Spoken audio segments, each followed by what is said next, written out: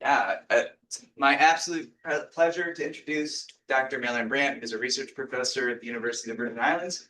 Marilyn and I were trying to figure out how long we've known each other. And I think we first met when I was an undergrad and Marilyn was a graduate student at the Rosenstiel School of Marine and Atmospheric Science.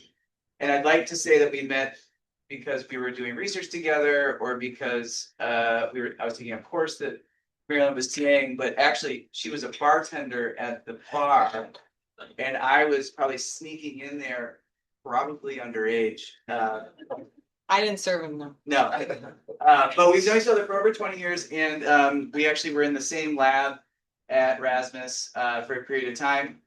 And really watching Marilyn's epidemiological modeling is what inspired me to do what I do for work. And we've been lucky enough to work together for 20 years, and we have a bunch of projects together, so it's exciting to have you here. And I really hope that you enjoy her talk, which is titled From Outbreak to Action. Thanks, Dan. It's not fun yet. Great, as Dan mentioned, I'm going to be talking about coral disease, and that is obviously related to coral reefs, which tend to be tropical ecosystems, and the tropics is where I live and work. But I just wanted to put a plug that I am originally a New Yorker. Is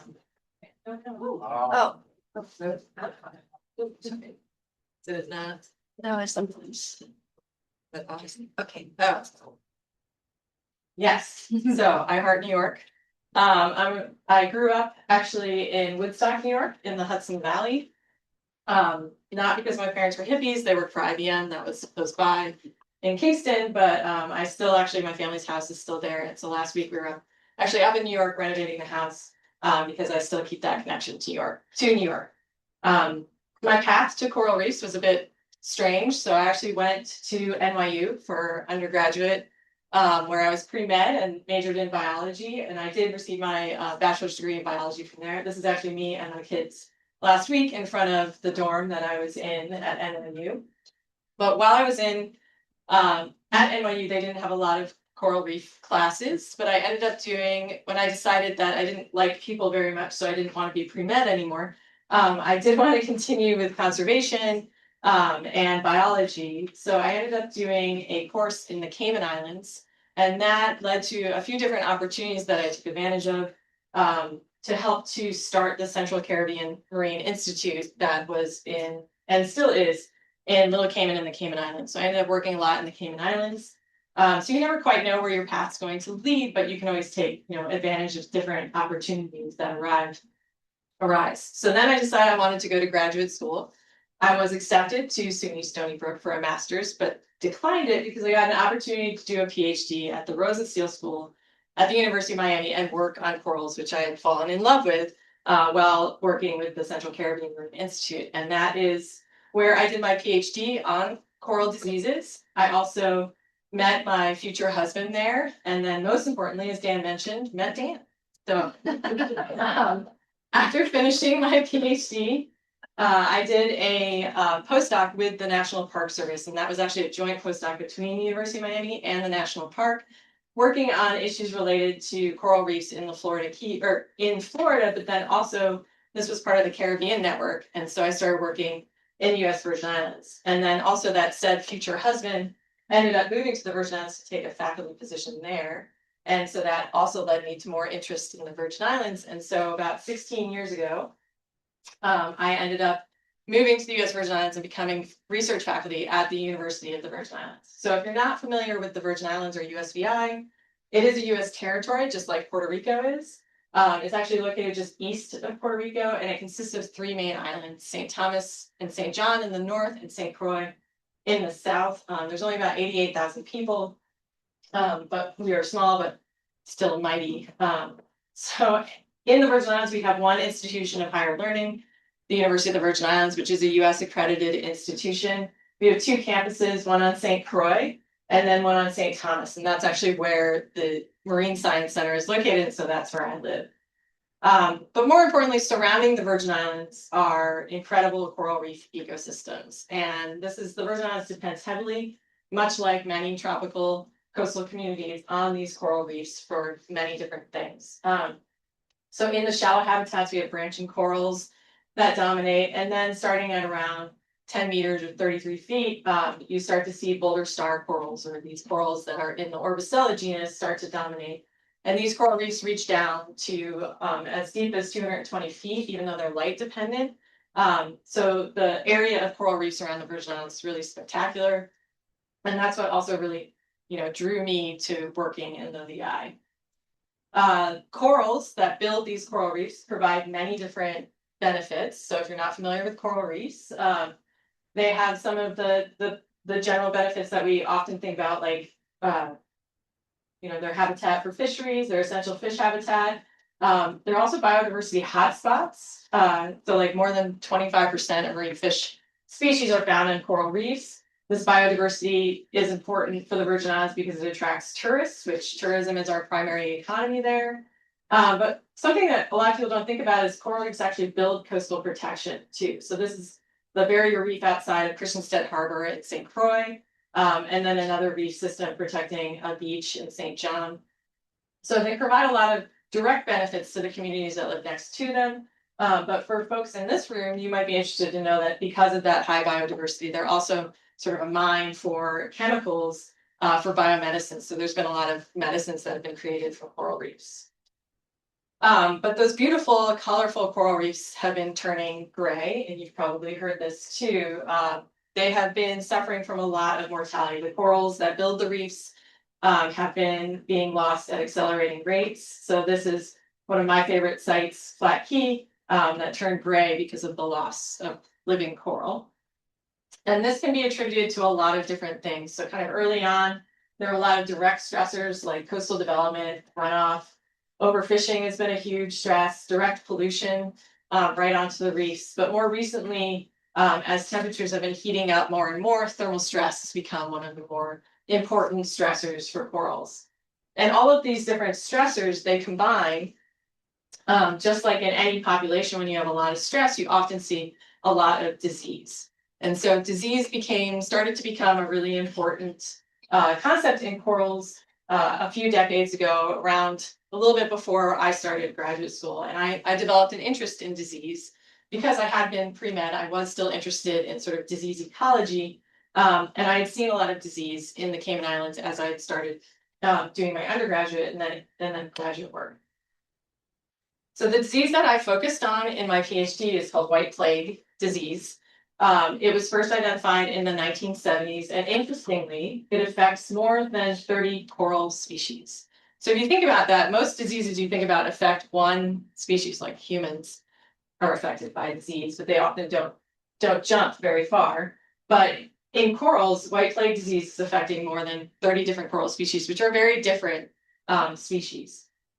So the characteristics of this disease is that you have these lesions that start at the base of a colony and move across it. And this white that you're seeing is actually the skeleton of the coral. So the tissue is actually liquefied off of the coral, resulting in this mortality.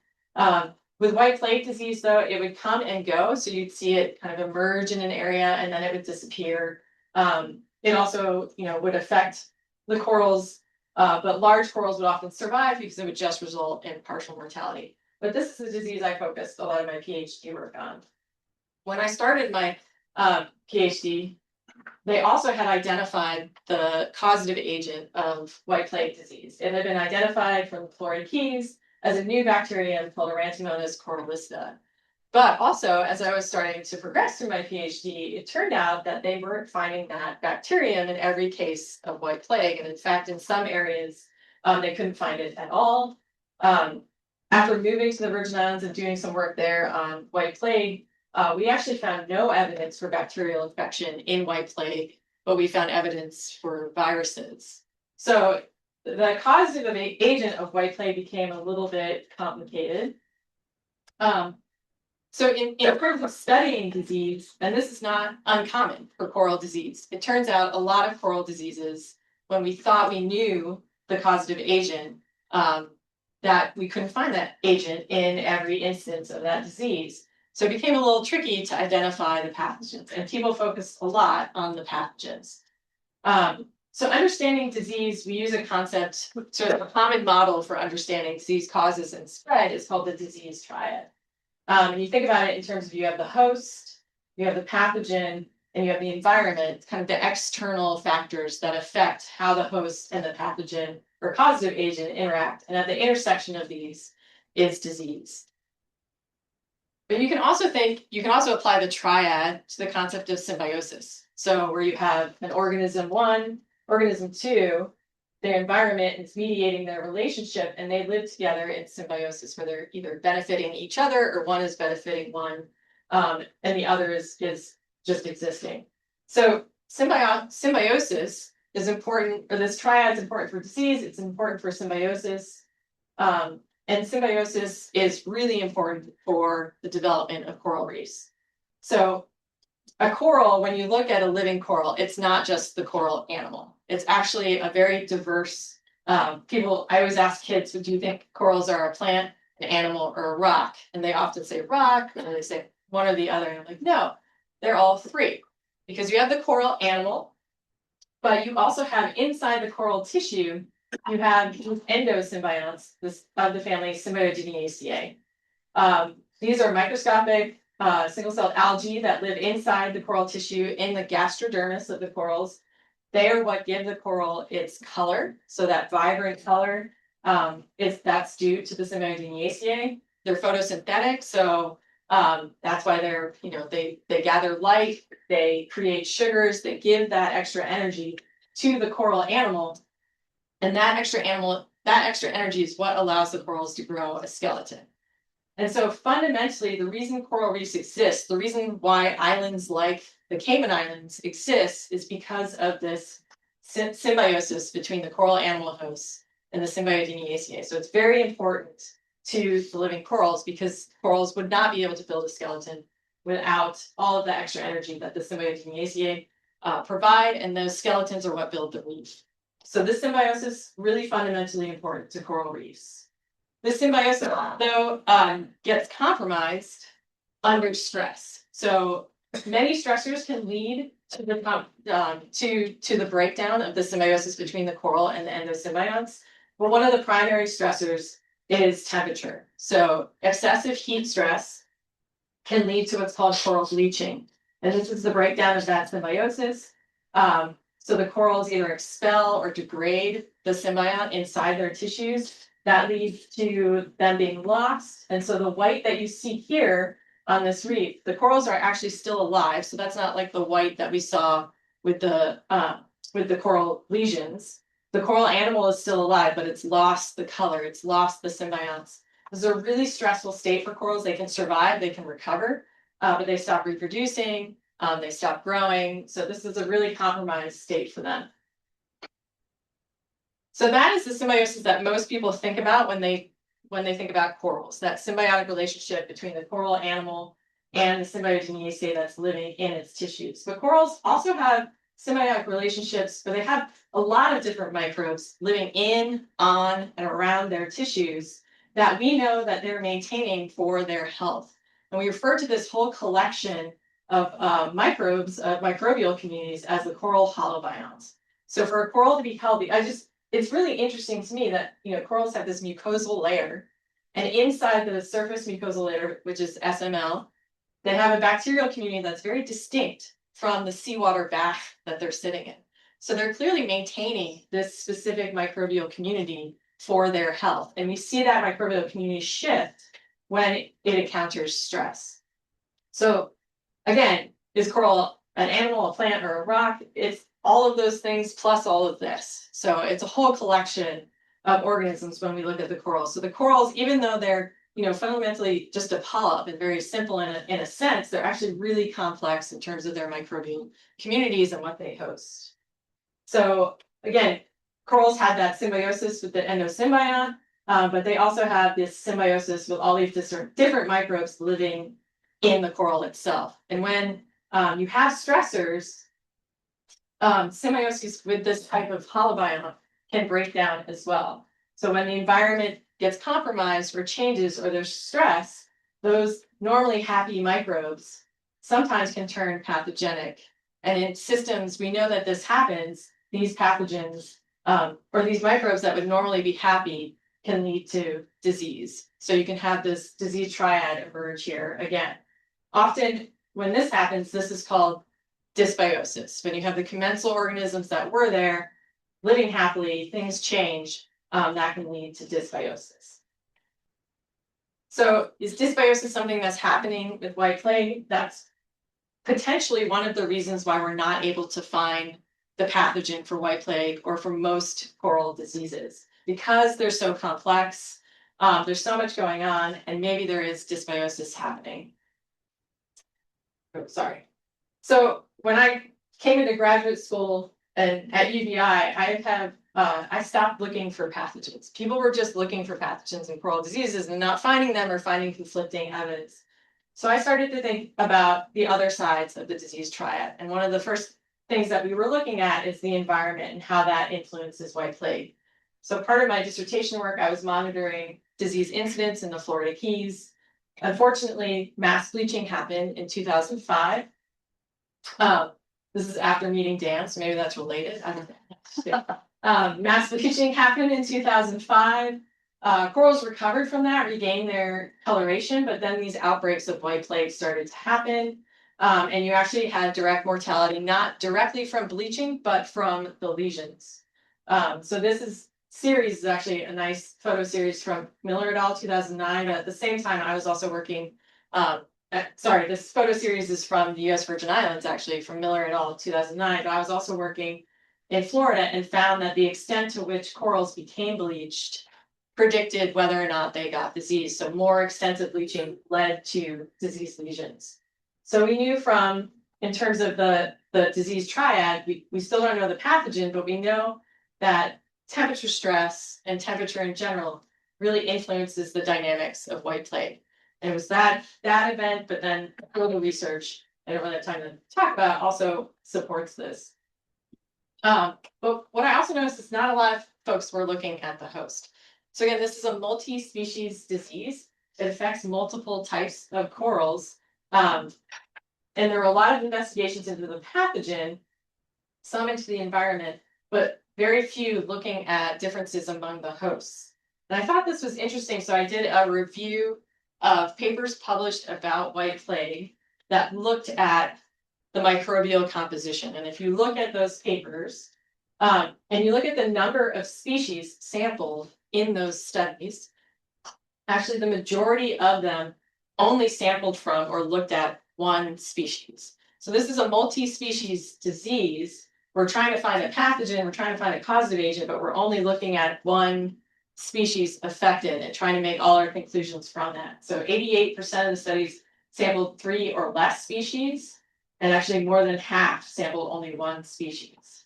So one of the gaping holes in kind of coral disease ecology was looking at the host dynamics and their responses to disease. So at that point, there was no, to my knowledge, studies of host susceptibility. So in terms of hosts, so what are the corals that are getting disease? So I showed you this picture before. This is the boulder star corals in the Virgin Islands. So there's 3 main species: Orbicella annularis, Orbicella fabiolata, and Orbicella franksi. They're all that genus, and they are the dominant species in the US Virgin Islands coral reef habitats, deeper than 10 meters. We know they dominate because we've been monitoring these reefs through time since 2002. The US Virgin Islands Territorial Coral Reef Monitoring Program, or TCREM program, has been collecting video monitoring on coral cover and then coral health assessments across these reefs, across the Virgin Islands. This effort's led by that future, now current husband, Dr. Tyler Smith, who's also at UVI. It's collected an enormous amount of data. We know Orbicella dominates. When you look at that database, if you look at all of the white plague cases, which there's over 1,000 white plague cases, 84% of them actually occur on the Orbicella species. So perhaps Orbicella is being the most affected because it's also the most dense. And so perhaps white plague disease is just affecting corals in terms of their density. So it's just a density dependent thing. So this is one of my questions when I got to the Virgin Islands. Can we demonstrate that Orbicella, all the species are equally susceptible, and it's just based on their abundance? So we set up a little experiment with one of my students, Logan Williams, who was a master's student, where we took 3 different fragments of 3 different species and exposed them to a diseased fragment. And then we replicated that 12 times. We had controls where there was no disease in it. And then we looked at the percent of the corals affected, as well as days to infection, or days to lesion development. And what we found is that there actually was a significant difference in terms of species susceptibility. So the Orbicella annularis, yes, it's the most abundant in the Virgin Islands, but it's also twice as likely to get disease as the other 2 species. It also had a much shorter time to showing the lesion developments compared to the other species. So by these 2 visual metrics, we could say that the Orbicella were in fact more susceptible to disease. So we just completed this work, and I was presenting some of that and other work at the 2016 International Coral Reef Symposium, where Dr. Laura Midlars from the University of Texas Arlington also happened to be presenting work. She happened to be presenting on the same species, but on their immune responses and how different they were. So she had been doing challenge experiments. So we got together and said, hey, this could be really interesting if we take, my experimental approach with your gene expression work. There happened to be an NSF program officer there. So we sat down with him. We were able to get a little bit of seed funding and replicate that experiment. So that just goes to show, like, conference attendance is really important, especially for students. I really recommend, making these connections at conferences. So we expanded the experiment to include even more species we know to be affected by white plague. We looked at species susceptibility, but now we paired it with gene expression. And with additional funding from VIF score, we were able to also look at the microbiome. So Laura and I designed this, but of course, our students did the primary work. So Nick McKnight in her lab and Catherine Coldley in my lab. And what we found was that the species susceptibility matched the previous experiment. So Orbicella was the most susceptible. There was also a moderate group of species affected. So they were affected equally proportionally, but had a longer days to infection. And then there was a resistant group of species, the Porites and the Montastria, which was also really interesting. So there was definitely still this gradient in susceptibility, just in terms of visual susceptibility. Nick's work showed that there were stronger immune responses in the resistant species. So, proposing a mechanism for why they were not as susceptible. But then also we were obviously in the microbiome work looking for a pathogen or some other symbol of like what is causing, this disease to occur. We couldn't find any obvious pathogen. That's going to be a common theme in this talk. There was no obvious pathogen. But what's really interesting is the more resistant species showed really large shifts in their microbiomes by the time they got a diseased lesion. Whereas the Orbicellas showed very small shifts. And what that suggested to us is that the Porites, the resistant species and Montastria, were much more tolerant to this dysbiosis that was happening with disease exposure. So bringing that back to the disease triad, we recognize that there is a gradient in susceptibility to the disease. And that may be related to dysbiosis, and that gradient could be related to tolerance to dysbiosis. So we had all these plans to test dysbiosis and white plague and all these things. But unfortunately, disease dynamics around that time changed. So in 2014, a disease called Stony coral tissue loss disease emerged off the coast of Miami. They didn't know that it was a new disease. It looked a lot like white plague, but it clearly acted very differently. So it also affected multiple species, more than 22 different species, but the series in which the species became infected was very different. Also, as I mentioned, white plague disease kind of comes and goes. This disease seemed to be there to stay. It also seemed to be kind of directional. It was following a specific direction down the reef. So Stony coral tissue loss disease, the way when I say it has this series of being affected, the corals that are first affected are the brain corals and the pillar corals. And so these were classified as high susceptibility because they got it first in the case definition. Following that were the orbicellids. So the orbicellids that were always the most susceptible to white plague, they didn't get stony coral tissue loss disease as quickly, but they did eventually get it. And so they were classified as moderate susceptibility. And then the Porites were again kind of the low susceptibility, they got it last. And then the acroporids, which are the branching corals, they didn't seem to get it at all, even if they were directly challenged with it. So this disease, stony coral tissue loss disease, has had an enormous impact in the Caribbean, and a lot of resources have been thrown at this disease because of that impact. When I first heard about it, there seemed to be this susceptibility gradient in terms of who got it first. And also, due to some work by Dan and other colleagues, they followed that pattern of the SCTLD moving its way down the reef, and the modeling simulations suggested that this disease may have a specific pathogen or some sort of particle that goes from reef to reef, and it did seem to follow the general current pattern. So this disease, unlike previous diseases where we just would see it come and go on certain sites, seemed to have a directionality to it related to current flow. So it seemed like currents were a primary environmental driver for this disease.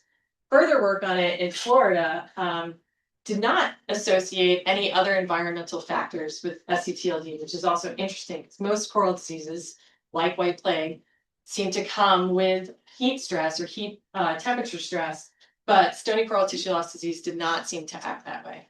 So that did not seem to be a primary environmental factor. So a lot of resources were done, a lot of really good work was done quickly to try to understand stony coral tissue loss disease. This is some histological work done by Jan Landsberg. What was interesting is the histology of Skittle, sorry, I call it Skittle, sorry, it's easier to say, stony coral tissue loss, showed necrosis and breakdown in the gastrodermis related to this disease first. So what was happening at this physiological level is that the coral, the relationship, the symbiont relationship was breaking down. So you had the vacuole where the symbiont usually lives starting to kind of swell. You had direct breakdown of the symbiont. So it's really interesting that this disease seemed to be associated with this breakdown between the coral host and its endosymbiont. That was followed up with some work by Terry Work, who looked at transmission electron microscopy images that showed in the symbionts viral-like particles. So, and that's what some of these images also show, are these viral particles emerging within the zooid belly, the symbiotic UCA. With both of these studies, what was interesting is that they found these signs in both diseased corals, so corals with active lesions, but also in the healthy corals. So that, is strange. You would expect to only find it in the disease versus the healthy, but with the histology, they were finding it in both places. And they suggested that maybe the healthy corals they were collecting from were in fact actually pre-diseased, might have already had the disease, they were just not showing the lesions. But they couldn't confirm that because they hadn't done any kind of fate tracking. So based on that work, it seems like maybe this is a disease of the symbiont, and maybe it's a viral disease of the symbiont. But then comes along, so like I said, they were throwing a lot of resources at this disease, and they were trying to develop treatments. And one of the treatments that seemed to be highly effective at halting stony coral tissue loss disease lesions was an amoxicillin paste that divers would directly apply to the corals, and that would stop the lesions. So antibiotics don't typically work in a viral infection. So that is kind of at odds with the histology that was showing potentially viral infection of the symbiont, but then also we were seeing that in both healthy and disease. So it's a mess, as usual, for coral disease. So now maybe, we know the disease is traveling with the currents, there might be the susceptibility gradient, but that susceptibility gradient, is it related to the corals, or are they something going on with the symbiont? And is it bacteria? Is it viral? Is it dysbiosis? What is it? So in the corals themselves, the endosymbionts it's not just one type of endosymbiont. Just like there's many types of coral species, there's actually multiple species of endosymbionts. So you have several classes of these species, and there's more being found, more being determined too, because it's not all set. Like the genetics aren't all set. We're still learning about the symbiont. But different coral species can host different species of symbiont. Some coral species can host multiple species of symbiont. Some coral species can switch their species of symbiont after thermal stress. So it's even more complex than I was mentioning before.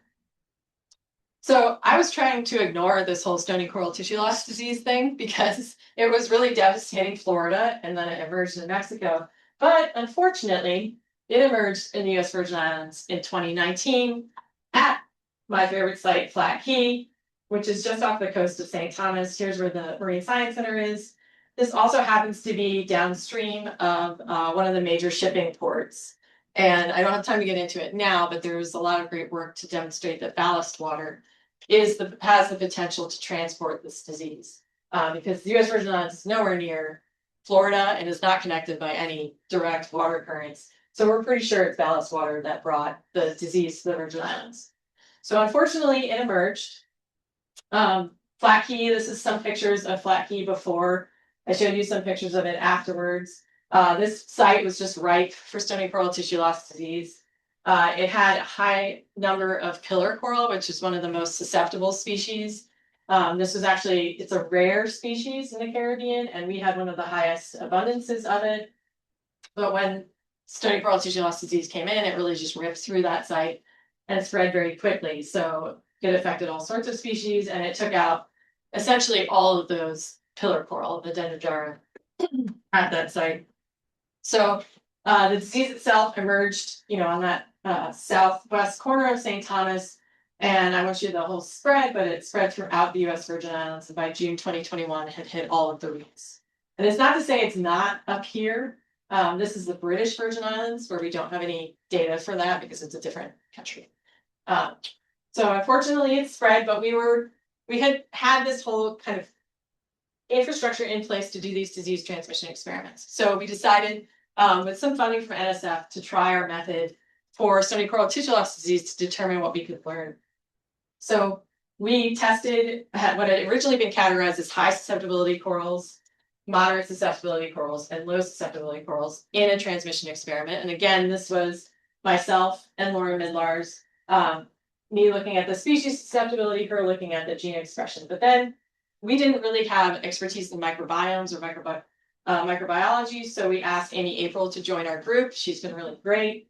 We also didn't have specific experiences in viruses or the symbionts, which seemed to be really important, or histology experience. So that's how we added Adrian Correa and invited Dan to be part of it. And then Dan also had this modeling background that was really important for modeling the coral diseases. So we call ourselves, this was really, has been a great group to work with. We've had a lot of productivity working together. So we came up with our own name called PREDICT, which is prediction and response to emergent diseases infecting coral tissues. We have to work on that name a little bit, but that is our group. And so a lot of the work I'm presenting is collaborative work among the groups and the students that work together. So we did that experiment to test disease transmission. This was led by my master's student, Sonora Myling. And what was really interesting, I know you see that there are bars here declining, but statistically there was no difference in species susceptibility when we tested these corals in this challenge experiment. And that was really interesting to us because it was counter to what we were expecting. We were thinking, oh, the high susceptibility corals, they're going to get it first, they're going to get it the most, and then it's going to, follow down. But no, actually, when you incorporated the percent infected and the days to lesion development, they were all statistically equal. So when you level that playing field, bring all the corals in and have them all exposed to disease at the same time, they were all equally susceptible, which was really interesting to us because that hadn't been seen before. People had just been assuming the case description was saying there's this hierarchy in susceptibility. So we looked at the microbiome. This was Naomi Huntley, a master's student who was jointly advised by Amy and myself. And she also could not find any obvious pathogen. This was consistent with what other people were finding for stony coral tissue loss disease. And there was a change in the microbiome, but it didn't seem to be following any kind of species susceptibility, so there's no relationship with it. Alex Veglia and Kelsey Beavers, out of the two, Adrian's lab and Laura's lab, looked at the viruses. They did find alpha flexiviruses in the disease-affected corals, but they also found it in those unexposed healthy corals. So again, no smoking gun there in terms of a pathogen. But interestingly, when you look at the gene expressions, the immune responses, so this is part of Kelsey's work, the skittled infection actually increased the expression of Rab7, which is a marker of in situ degradation of dysfunctional Symbiotidaceae. So the corals have a mechanism for, if a Symbiotidaceae is being naughty, to kick it out, or like, make it die. And this is what's turned on at that point. And so the corals that were infected with skittle that had the lesions were showing kind of an expression, an upregulation of this, suggesting that the symbiont was malfunctioning or maybe being infected. What was also interesting is that differed by genus of the symbiont. So samples dominated by the endosymbiont genus Durastinium showed faster lesion progression rates and higher expression of this Rab7. So it was really interesting that we were seeing, markers that, yes, the symbiont's being attacked or something's happening in the symbiont, but there's some relationship also with the identity of that symbiont, specifically Durastinium. Ashley Rosen, who was Dan's PhD student, did the histology. She found, just like the Landsberg paper, that in these Virgin Islands corals, there's this breakdown. The tissue loss was related to the breakdown in the coral algal relationship. But again, she was also seeing it in both healthy and diseased corals. But what was unique about what Ashley did is she actually quantified some of these reactions. So, the percent of vacuolization, the vacuole to symbiont ratio, and she found quantitative differences between the diseased and the healthy states related to these different characteristics. She also found that the disease signs varied by coral species, but really varied. And especially this quantitative difference really was there based on the Symbiotidaceae genus. So again, the symbiont clearly involved here, but the type of symbiont may be what's the most important. So, we were thinking, okay, these were all equally susceptible in that experiment, but maybe we're thinking about it wrong. Maybe we shouldn't be looking at the coral identity. We should be looking at the endosymbiont identity and which genus is being hosted by the coral. So we got further funding from the Ecology and Evolution of Infectious Disease program at NSF to go beyond the experiment and go into the field. Because one of the things that was missing here were the fates of the corals later on. And that's something that hadn't really been followed in the field. So we did field sampling to, again, collect data on the immune markers, microbial communities, the symbiont communities, in both diseased and healthy corals, but we also fate track these corals through time to see what happened to them. Did they recover? Did they die? Did they stay diseased? And we did this among, with species in each of the originally designated susceptibility categories. We've done this over 5 different missions in the US Virgin Islands, but also the Flower Garden Banks. A lot of corals, a lot of coral cores, a lot of diving, a lot of baggies, an enormous amount of work. We're still working up a lot of these samples, but I can show you some preliminary information from at least the very first mission around the US Virgin Islands. Sonora graduated, but she's been running as my technician a lot of the data management and helping to lead some of this data analysis. But the power of fate tracking here, what we couldn't do with the experiments because we would process the corals, is that we can look at what happens after we sample them, after they have, are either diseased or are healthy. And so this is what you're looking at are the 6-month fates of the diseased corals after we sampled them. And we were looking for traits of resilience, like what determines whether a coral recovers or dies or or remains diseased. What was interesting is when we looked at it, the fates were best predicted by the original species susceptibility category. So even though in the experiment they were all equally susceptible, when you looked at their fates, that's when those categories really made a difference. So the low susceptibility, originally classified low susceptibility corals were more likely to recover and become healthy. The moderate susceptibility corals were more likely to still be diseased. Some also recovered and some died. And then the high susceptibility corals were the most likely to die or remain diseased. So this is really important, and I'm not sure if Dan has given a talk yet, but Dan's modeling is showing why this is so important to disease dynamics, and hopefully he can explain more about that in the future. So then, everybody wants to know the fates of the diseased corals, but what's also really interesting is the fates of the healthy corals. Were they actually healthy when we sampled them? Remember, like a primary issue with all the histology is that they're seeing similar signs in healthy. So are they really healthy, or were we by accident sampling diseased corals that just weren't showing lesions yet? Well, in our sampling, it looks like the majority were, in fact, truly healthy, because their 6-month fates of the corals that were healthy when we sampled them, the majority of them remained healthy. However, there were some that became diseased or just ended up dying. Now, these fates were best predicted by site. So I didn't mention it before, but we sampled across 4 different sites, 2 in St. Croix and 2 in St. John. And this site had significantly different fates than the other sites for the healthy corals. Coral Bay. So it had more healthy corals that became sick or died than any of the other sites. So this is really interesting because Coral Bay also tends to have, or does have, more compromised water quality. So this is Coral Bay, St. John, after it rains. There are a lot of unpaved roads and just a lot of stuff that comes into the water.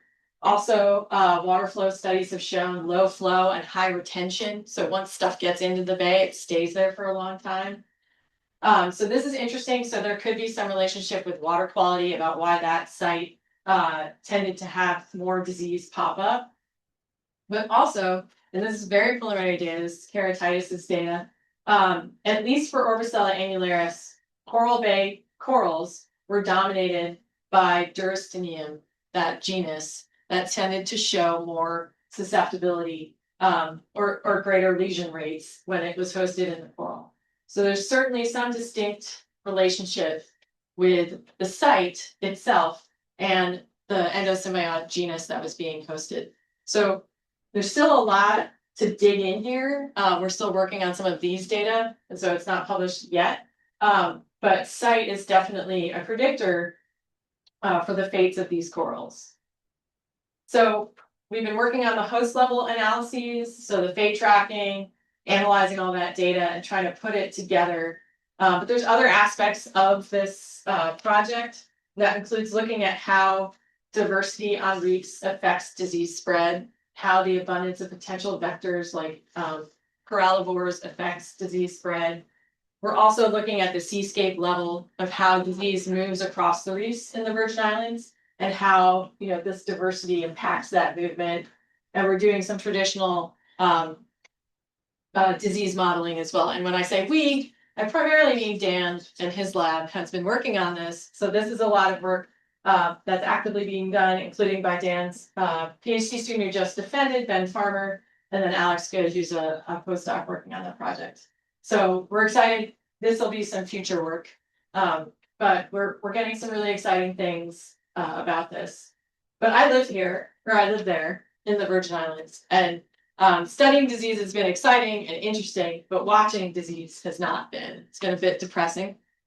So when I first started working with the Virgin Islands was around here when the mass bleaching event happened. There was a large drop in coral cover. Things were kind of plugging along and it was okay. But after Stony coral tissue loss disease emerged, corals just really started to tank. And then we've had 2 really rough years, 2023, 2024, hottest years on record. Beyond imaginable heat stress, and that's just led to kind of a continued decline in living coral cover in the Virgin Islands. So it's really depressing to be a coral disease ecologist living in the Virgin Islands. So what do I do about that? Well, I started a coral restoration program because I didn't have enough to do. So the coral restoration program at the University of the Virgin Islands is called Reef Response. So this is the action part of my talk. Reef Response, we have three primary thrusts: rescue, research, restore. So I talk a lot about research, specifically with disease. But we also, cross-cutting this, have outreach, education, and workforce development. So rescue, we rescue fragments of opportunity. So this might be from boat groundings, derelict vessel removal, seawall removal. We pick the most resilient corals and we raise them in our nurseries. So we have 4 in-water nurseries that consists of either rebar table nurseries or these PVC tree nurseries. And then for the fussier species, we keep them in the SPA, which is the land-based coral nursery at UVI, on UVI's campus. So we do, with these nurseries, we do asexual fragmentation. We're using something called microfragmentation to cut them into small pieces to initiate a wound healing response, make them grow faster. This is great too, to have a land-based facility where we can train students. What's surprising is the majority of people in the Virgin Islands can't swim or never taught to swim. That is kind of a legacy, colonial legacy of slavery. So this is a way for us to get students involved in seeing corals for the first time, even if they've grown up in the Virgin Islands. So we do asexual propagation. We've also started to move into the sexual propagation world, where we go out and we collect the gametes of the corals when they spawn. This is really hard, but sometimes it's successful. We got some last summer. We settle them onto these little tiles. Here's a little newborn baby Orbicella. And then we can put those back out on the reef. And not only, are we making more corals, but this is now a new genetically diverse coral.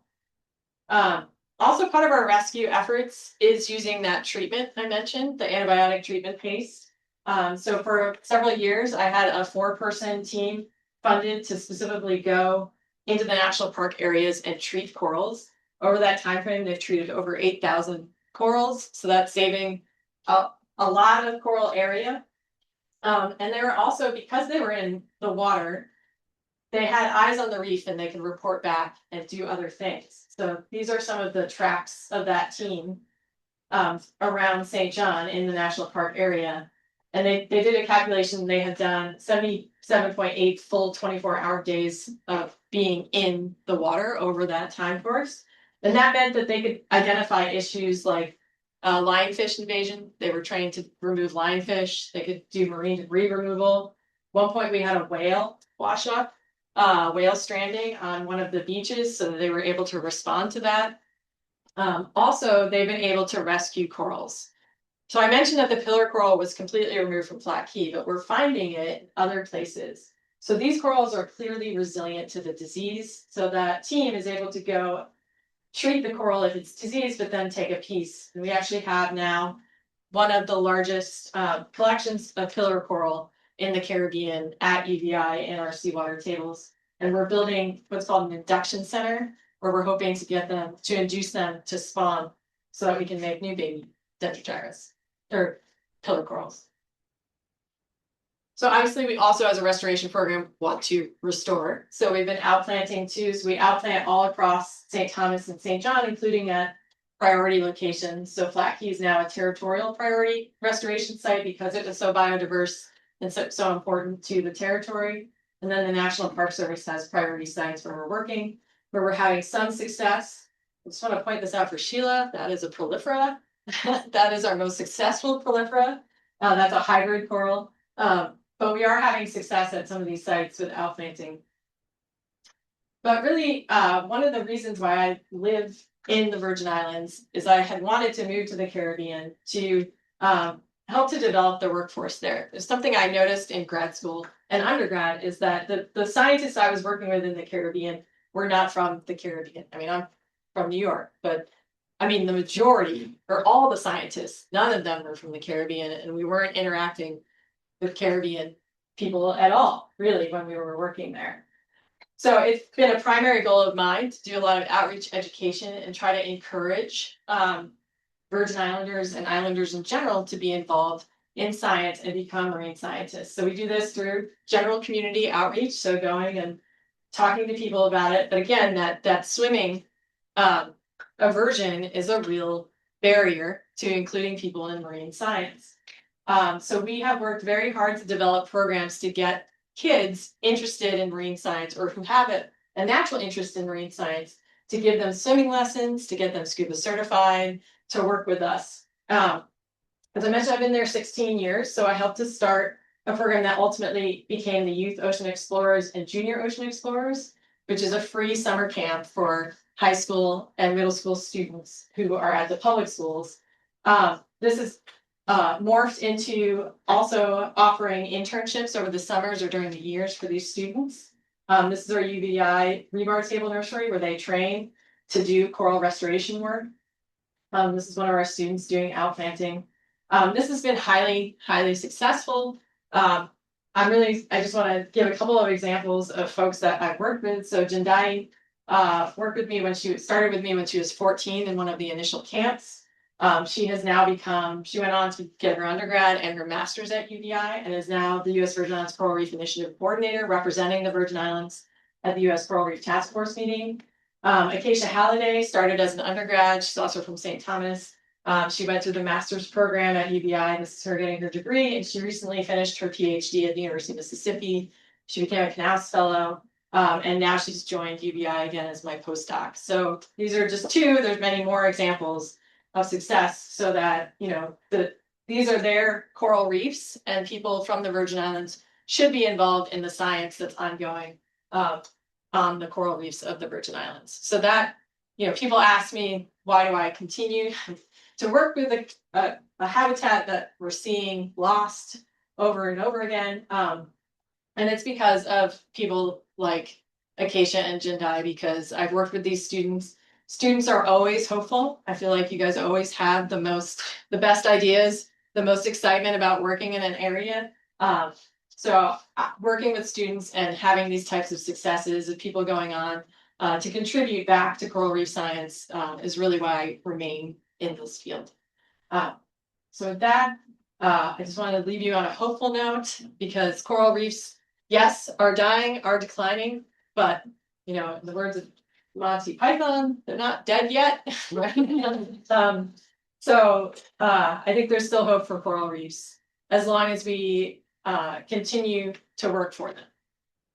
So thank you for your attention.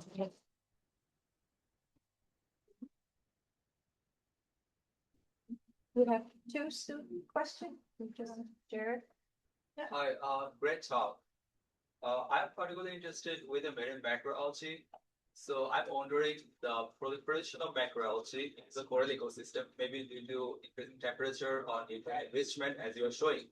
So how could the presence of higher amount of macroalgae in coral ecosystem could impact the coral disease dynamics, or maybe any kind of secondary impact by changing the host and microbes interaction? That is a big question, so I'm going to try to answer it. But clearly, yeah, I talked about the corals, but clearly as corals are lost, the dynamics of the whole coral reef ecosystem, the community is changing. And so what we're seeing is macroalgae is taking advantage at many sites of that loss of coral area and proliferating. And some of those macroalgae are chemically really well defended, like the Dictyota algae. And some of those macroalgae have been shown to also be a reservoir for disease pathogens like Halimeda. So we know that with the proliferation of this algae, it's making it harder for the corals to come back. I don't think the corals that are remaining now are very resilient, but as you have the macroalgae continuing to expand, they can encroach on the corals and directly overgrow them as well. So yeah, it's hard because you're just changing the baseline. You're changing the ability, the baby corals can't land because the macroalgae is there. So in the coral restoration world, people are talking more and more about not just planting corals, but thinking about the whole community dynamics. Because you can plant a coral, but if that's a site where macroalgae is just going to come in and overgrow that little coral, yes, you can plant them when they're larger, but you're still going to have those impacts. So we have been working with groups who not just outplant corals, but also put diadema, the long spine sea urchin, which is the primary herbivore, back out onto the reef. Also, at the same time, we've been working towards designating marine protected areas so that fishing can be reduced at some of these sites, because bringing back some of the natural herbivores.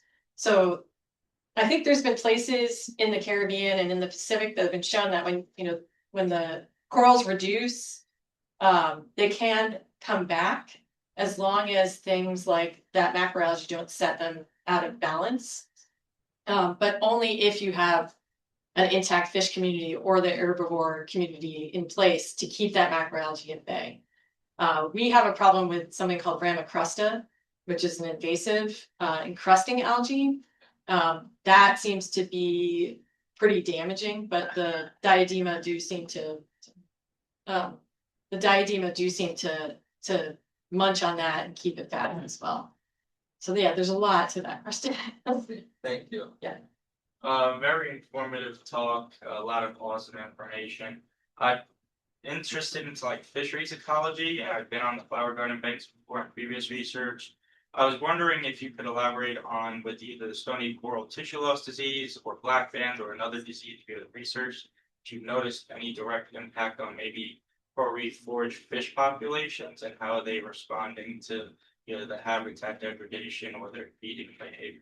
So that's a great question too. When you talk about sort of the larger fish, like the predators, the groupers, the snappers, we don't see much of a reaction there. But when you start to look at the coral associated fish, like the obligate coral fish, like the cleaners, it's really interesting. So there's a paper out of UVI from a grad student, Caleb Budd, who looked at the activity of these cleaner gobies as skittled came through and moved through.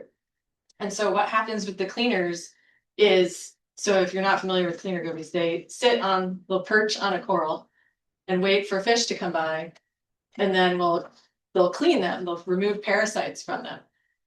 What happens when that coral dies is the cleaner goby doesn't need to spend its time perching on the coral to wait for a fish to come by. It just starts to eat stuff that's on the skeleton. And so what Kayla was finding is that there's shifts in behavior of the gobies to stop doing as much cleaning. And also the density of the gobies starts to decline. So that's just one impact that I know of. I think there's been other studies on the butterfly fish, which are also coral associated. But there's been less statistical significance in there, but they do seem to decline in density as coral cover declines. But some of this coral cover declining, some of that work was, there's still living corals around, so the fish still hang out there. But yeah, there's a lot of these downstream effects that it'd be good to understand, but there's only so much manpower out there to understand it. Yeah. Thank you. Yeah. I was wondering, you're talking about pathogens being carried by the currents, and I don't know exactly like what year you guys discovered that, but I was wondering if you guys knew the type of impact that hurricanes then might have on the spread of these diseases. And I was in the Virgin Islands immediately after Irma and Maria for a couple months, and I remember Megan's Bay just being so mixed up, even a month or a month and a half after the hurricanes, and the rest of the water had been kind of cleared out. And yeah, I'm just wondering about that water mixing during the big storms, and then the residuals from that. Yeah, it's interesting. So storms certainly have a large impact as they're occurring, but they're very short. If you think about it, they're very short and restricted areas that impact them. So I have a paper with Derek Mandel from where we demonstrated in the Virgin Islands and Florida that hurricanes could actually reduce the water temperatures and would reduce bleaching. So that was really interesting. So hurricanes could actually benefit corals in that way. But yeah, they also kick off a whole lot of gunk. And they could, change current patterns and provide novel ways for the disease to move.